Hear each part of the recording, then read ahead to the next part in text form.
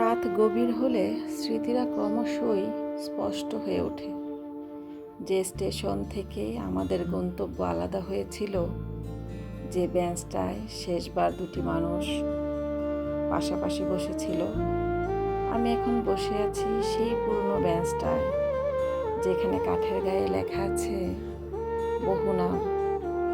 কোনোটা স্পষ্ট, কোনোটা হারিয়ে গেছে ঘষা লেগে।